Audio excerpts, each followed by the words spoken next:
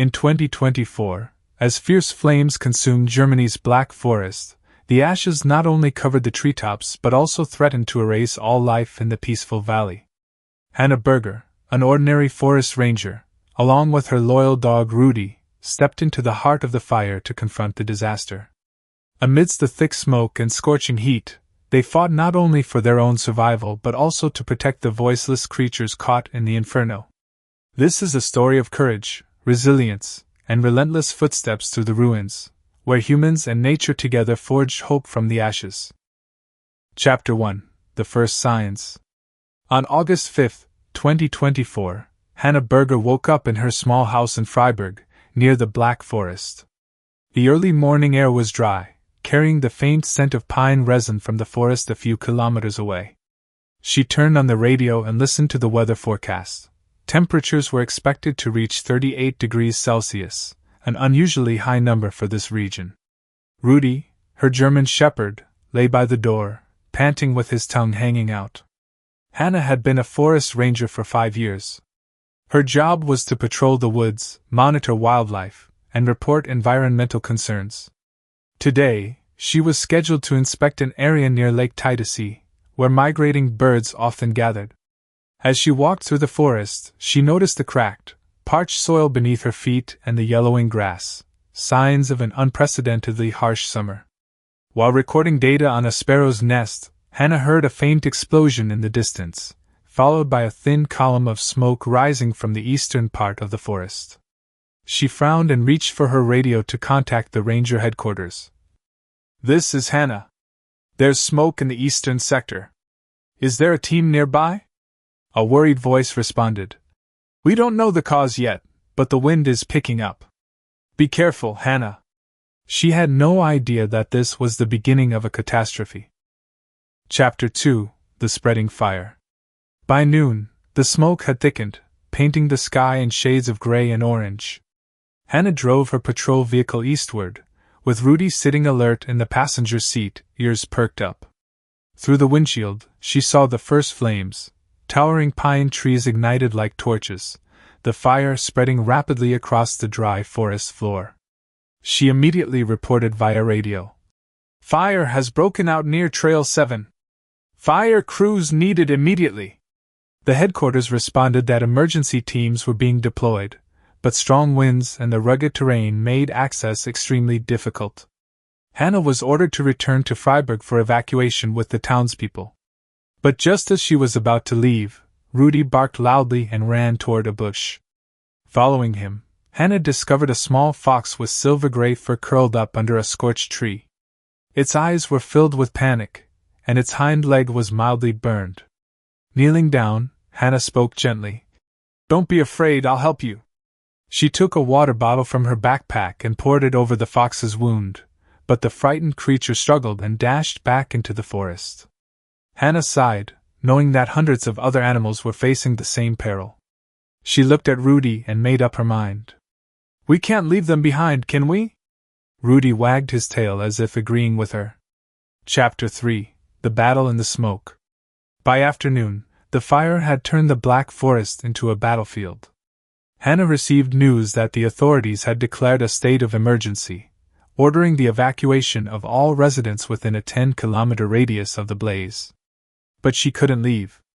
With a topographical map in hand, she identified a small stream to the west, the only place where animals might find refuge from the flames. Driving along an old trail, Rudy stuck his head out the window, sniffing the air. Through the haze of smoke, Hannah spotted the small fox from earlier, now limping, clearly exhausted. She stopped the car, stepped out, and gently picked it up, wrapping it in her jacket to shield it from the smoke. "This time, you're not getting away," she whispered.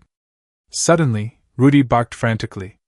Hannah looked up and saw a group of hares darting in all directions, followed by a few squirrels scrambling in panic. The fire was closing in, less than 200 meters away.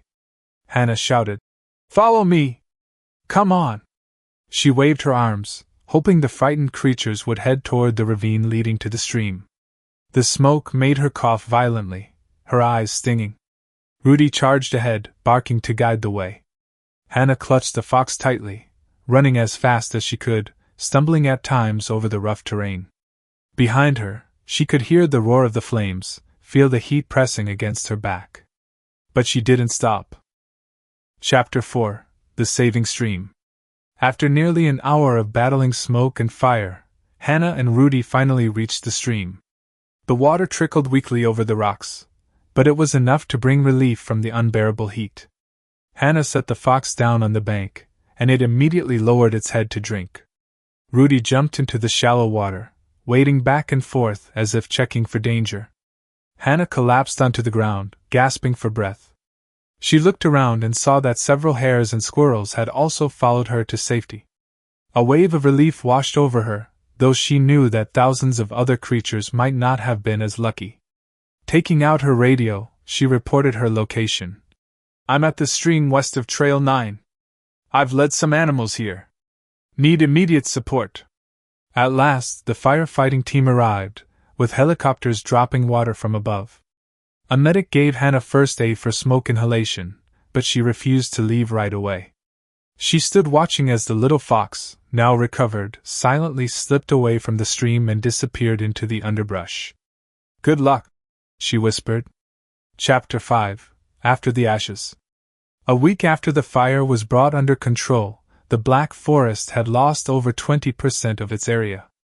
Hannah returned with Rudy to assess the damage. She documented the scorched trees and destroyed bird nests, but also found tracks of foxes, hares, and squirrels near the stream. Life continued, though fragile. Hannah wrote a detailed report to the forest management authorities, urging them to install more wildfire monitoring systems and train rapid response teams for future emergencies. She also proposed creating small escape routes in the forest to increase wildlife survival chances. Each morning on patrol, Hannah kept an eye out for the little fox. She wasn't sure if it would recognize her, but the fear in its eyes that fateful day was etched into her memory. To Hannah, it wasn't just an animal, it was a symbol of humanity's responsibility toward nature. Chapter 6: Silence After the Disaster. 2 weeks after the fire was extinguished, an eerie silence hung over the Black Forest. The once towering pines were now blackened pillars of charcoal, and the wind carried the acrid scent of ash. Standing on a small hill, Hannah gazed down at the valley that had once been home to hundreds of species. Rudy sat beside her, sniffing the air, but there were no birdsongs or rustling leaves to respond. A report from the forest management authorities confirmed the devastation: over 12,000 hectares burned, with damages estimated in the millions of euros. But what troubled Hannah most was the fate of the animals. Many migrating birds had fled, larger mammals like deer and wild boars had lost their habitats, and smaller creatures like foxes and hares were struggling to survive in the ruins. Back at the ranger headquarters, her colleagues were discussing reforestation plans. A young environmental engineer named Lucas suggested immediate tree planting. But Hannah disagreed. "The soil is still too dry, and the ecosystem needs time to recover naturally. If we rush, we could do more harm than good." The meeting ended in tension, but Hannah knew she had to do something to protect what remained. Chapter 7: The Journey of Reunion. One early morning, Hannah decided to return to the stream where she had rescued the little fox. She packed a backpack with water, dry food, and a camera to document the area's condition. Rudy ran ahead, his tail wagging lightly as if encouraging her. When she arrived, she was surprised to see that the water flow had strengthened slightly, thanks to the light rains over the past few days. Hannah sat by the stream and took photos of the first green shoots emerging from the ashes. Suddenly, Rudy let out a soft bark, his eyes fixed on a bush across the water. Hannah held her breath as the little fox stepped out. Its fur had started to grow back, though its legs still bore signs of burns. It looked at her, not with fear, but with curiosity. Hannah smiled and took some food from her backpack, placing it a few meters away. The fox hesitated before stepping forward to sniff the food. But instead of eating, it turned and let out a small call. From the bushes, 2 smaller, skinnier foxes emerged. Hannah realized that the fox she had saved might be their mother. She whispered to Rudy, "Looks like we saved a whole family." In that moment, Hannah's resolve strengthened. She knew she couldn't save the entire forest, but every life that survived was a beacon of hope. Chapter 8: The Companions.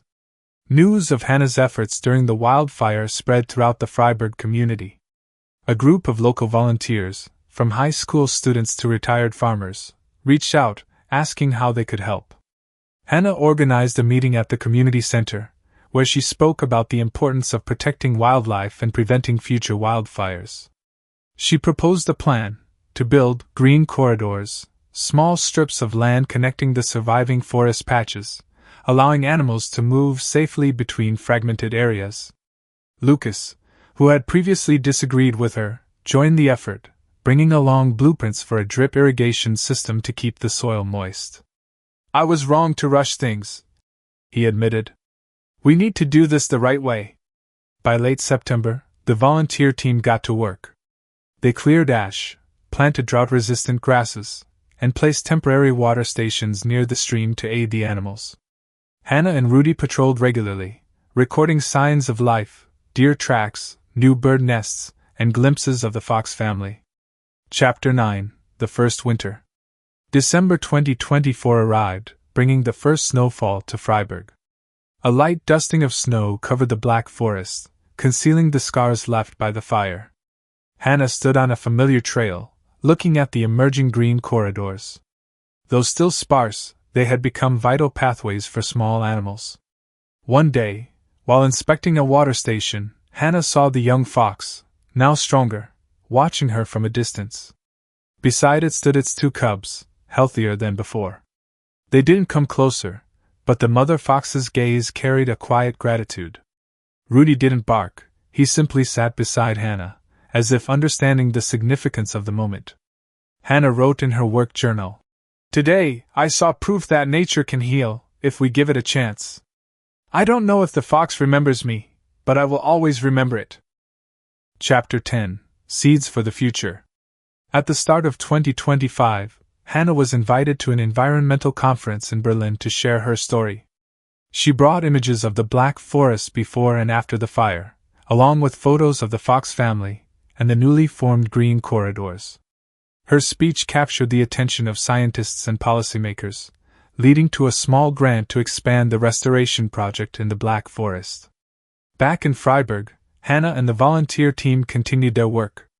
They planted the first saplings, not pine, but more resilient species like oak and maple. She told Lucas, "We can't prevent every wildfire, but we can build a stronger forest." Each evening, Hannah sat by her window, gazing at the forest, now only faint outlines in the darkness. Rudy slept at her feet, breathing steadily. She knew the journey ahead was long, but with every sprouting seed and every returning footprint, she felt hope growing stronger.